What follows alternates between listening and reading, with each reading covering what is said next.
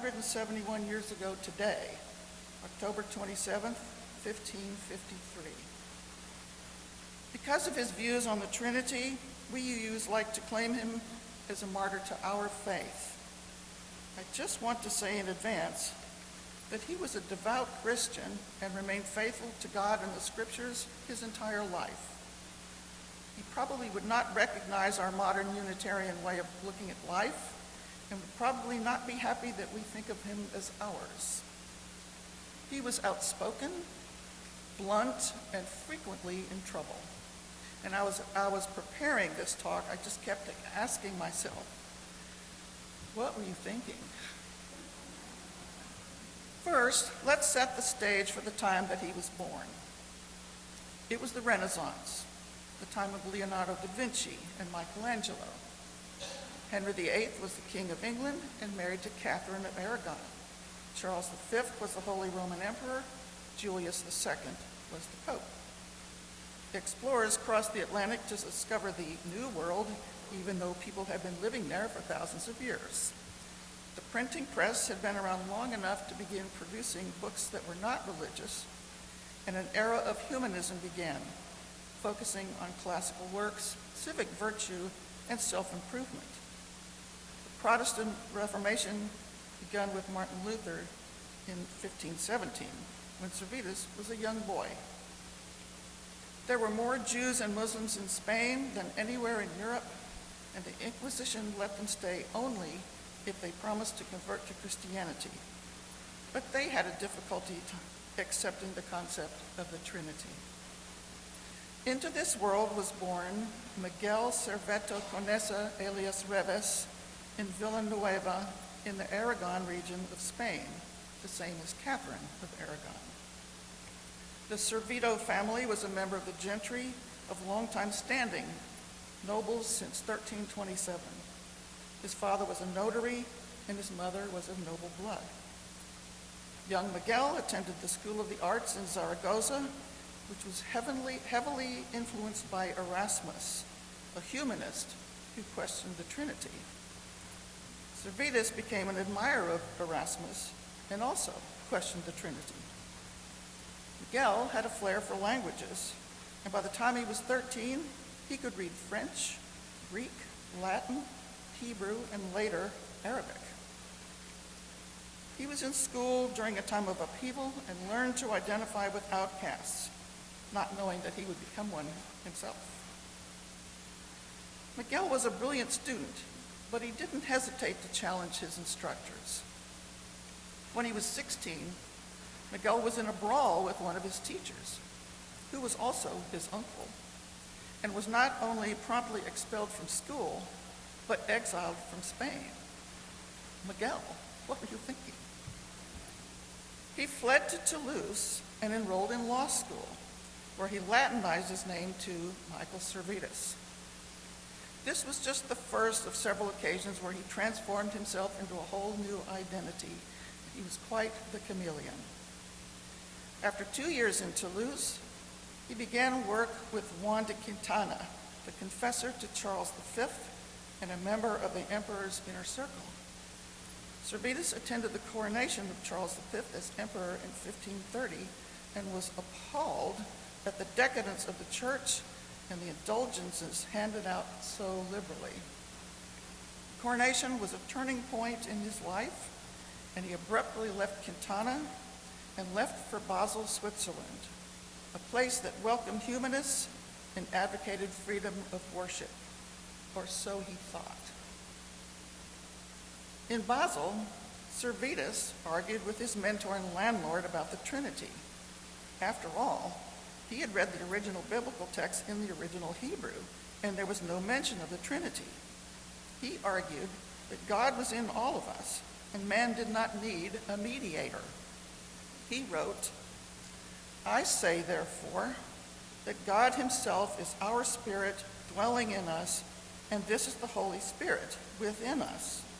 In this we testify that there is in our spirit a certain working latent energy, a certain heavenly sense, a latent divinity.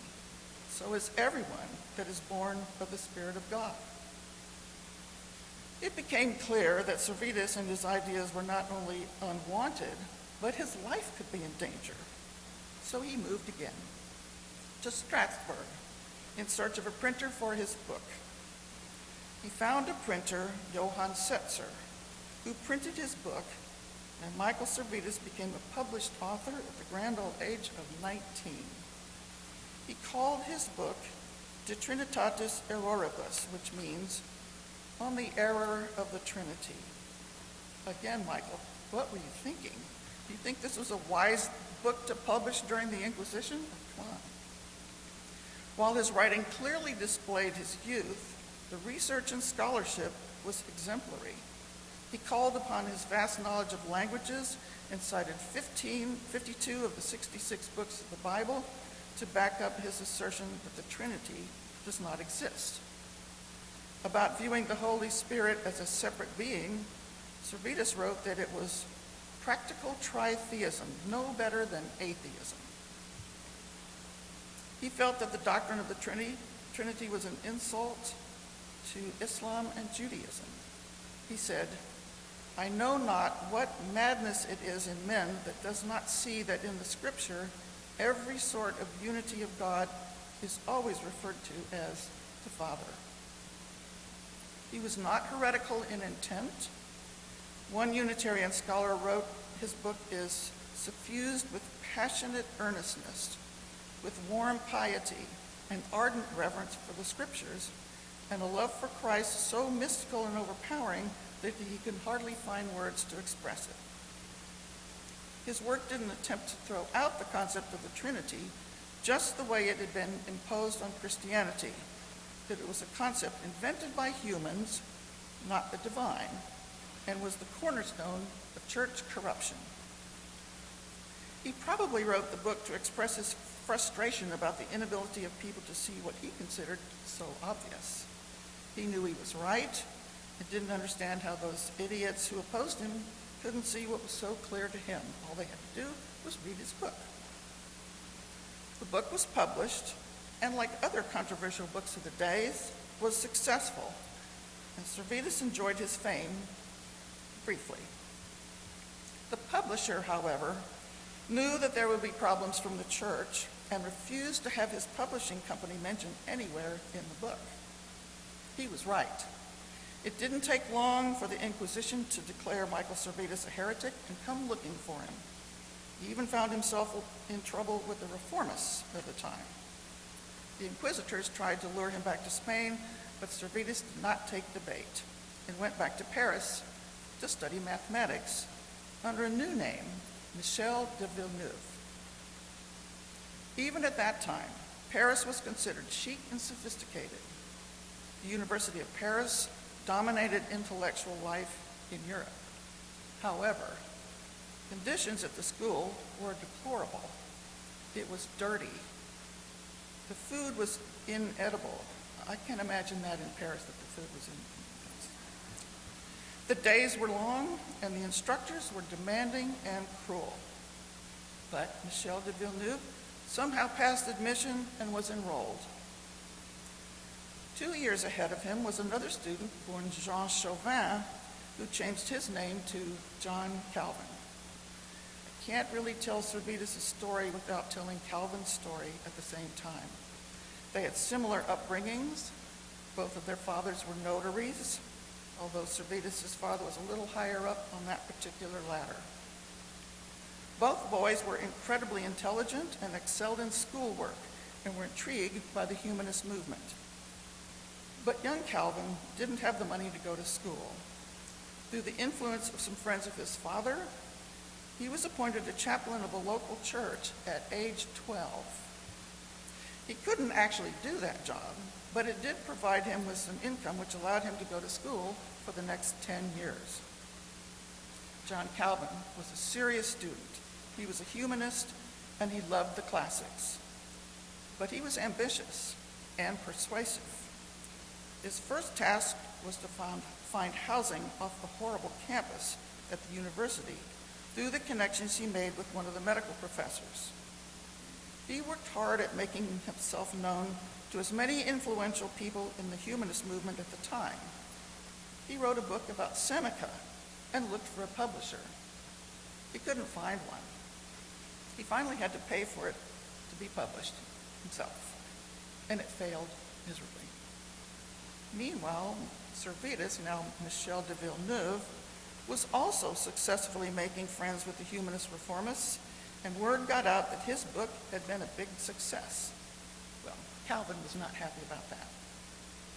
Both of them were labeled heretics by the French church authorities, and they both disappeared.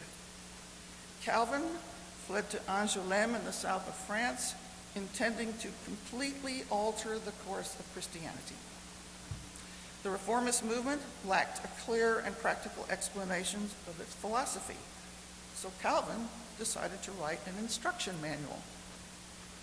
It was passionate, heartfelt, reasoned, and bleak.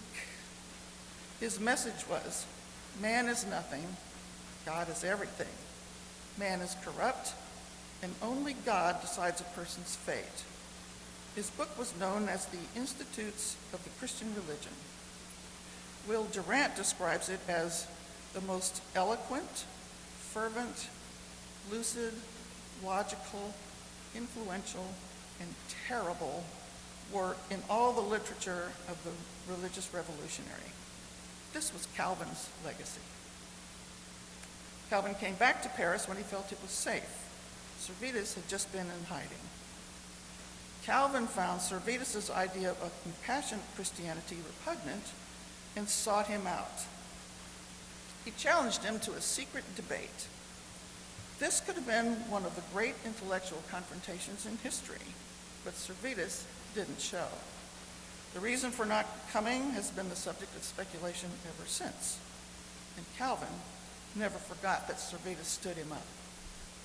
Meanwhile, Servetus wanted to establish yet another identity and showed up in Lyon, a city with its own independent printing and publishing industry. The House of Trexel was looking for a scholar to oversee the writing and publication of a definitive version of Ptolemy's geography. Guess who was an ideal choice with his knowledge of language and mathematics? It was Servetus, of course, now known as Michael Villanovanus. It was an enormous project, took 2 years to produce, and was hugely successful. I'm not sure. The Trexel brothers called on Michael frequently to translate and correct texts. Among these was a pharmaceutical guide for the medical faculty at Lyon. Medicine was just coming out of the Dark Ages. Empiricism was undermining theology, and Servetus absorbed it all. In 1536, that answers your question, he felt it was time to return to the University of Paris and decided to register as a medical student. Well, he tried to register, but since he was going by the name Villanovanus, he could not produce either a birth certificate or a record of his previous studies at the university. He skirted the issue for 3 years while continuing to attend classes. And as you would expect, he was a brilliant student and used his charms to surround himself with people of the upper class and the professors. By the 3rd year, he was assistant to one of the most important instructors. Villanovanus delivered lectures that were very popular, and he produced a number of pamphlets. But as someone said, he had a genius for indiscretion.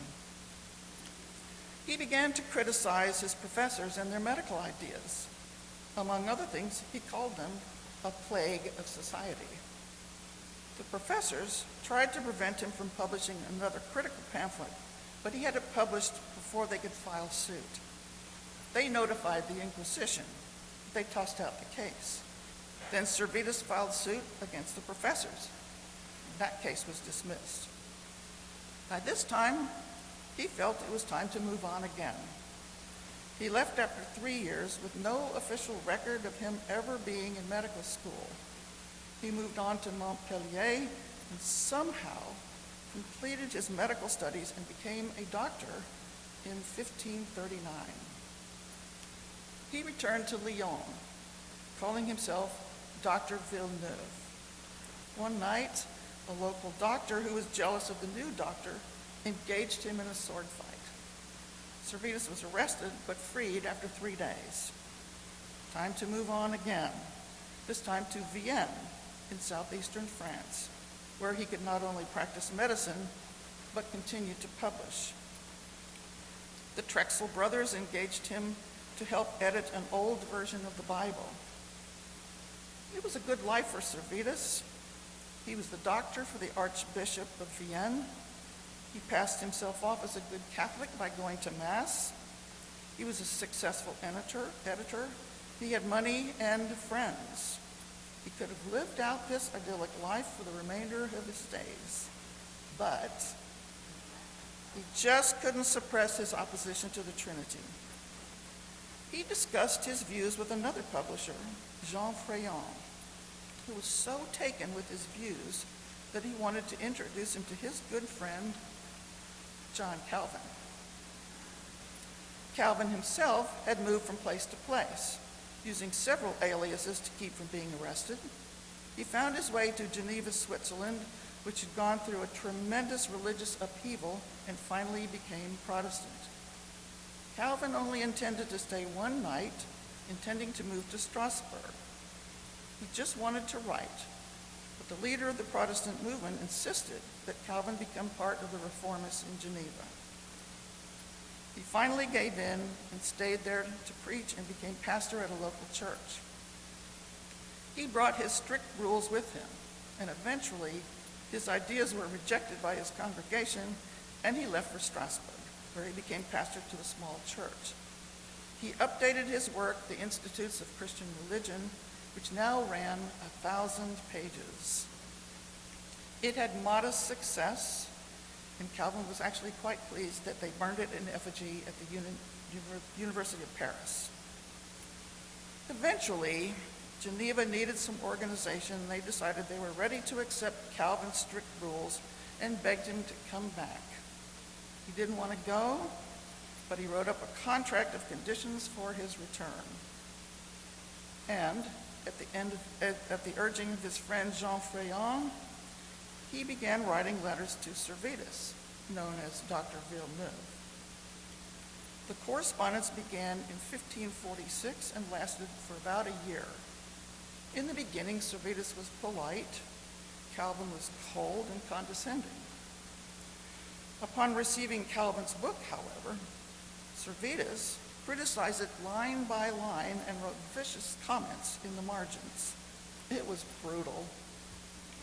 Calvin eventually connected the dots and figured out that Villeneuve was actually the heretic Michael Servetus, and he reported to a Catholic cardinal, but they didn't take any action.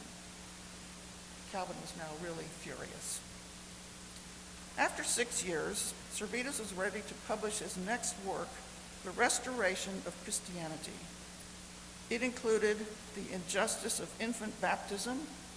It rejected the concept of predestination, that was Calvin's best ideology.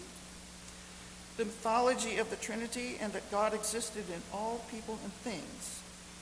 It took him time to find a printer that was willing to publish, but it was published in secret and distributed in secret.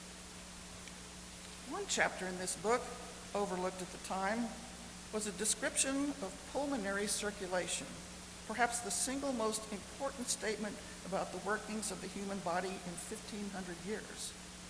No one had ever described so accurately the true function of the heart. Who knows why it was embedded in this book?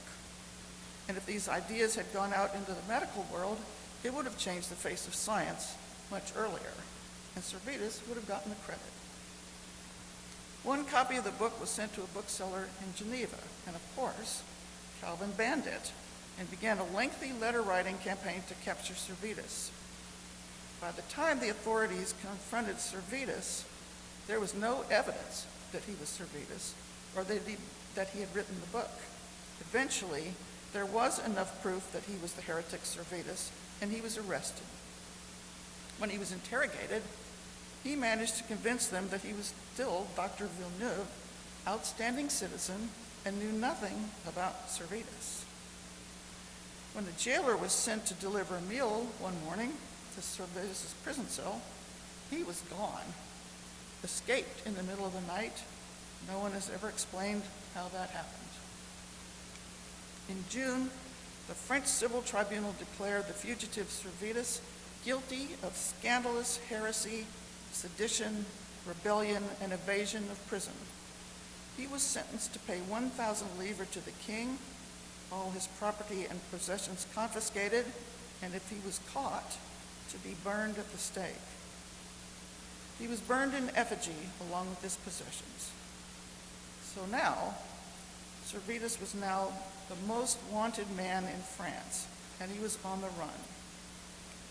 He had a lot of friends, he had money, he had the ability to pass himself off as another person.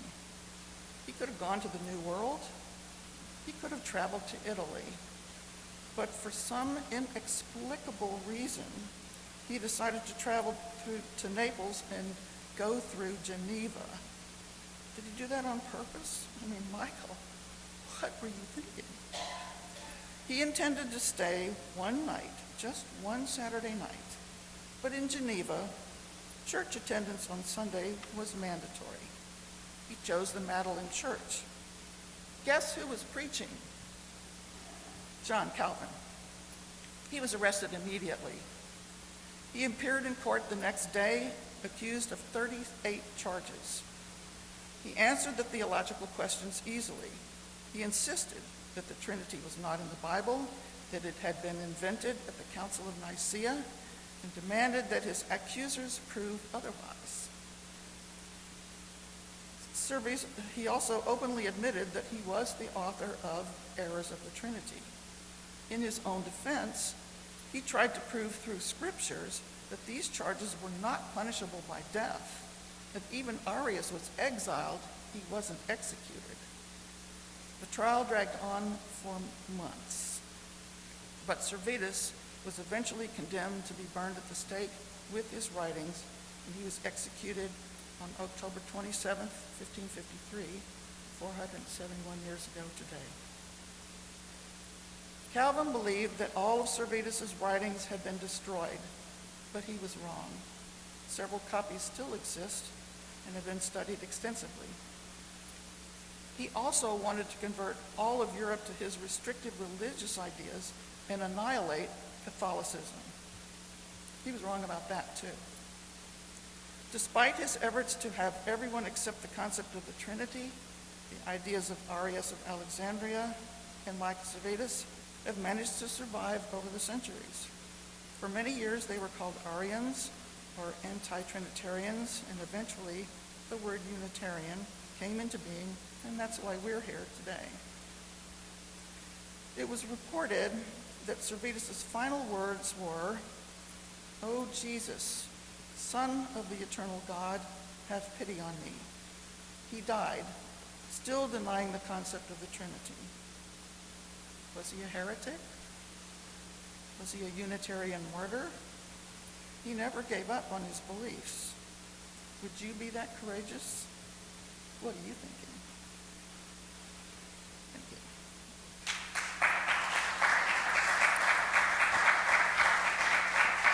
Thank you. I did a lot of research that came from this book called Out of the Flames by Lawrence and Nancy Goldstone. It has a wealth of information not only about Servetus, but about the times in which he lived. And I have a quick question, just out of curiosity. If we were to offer a UU history course, who would be interested in attending?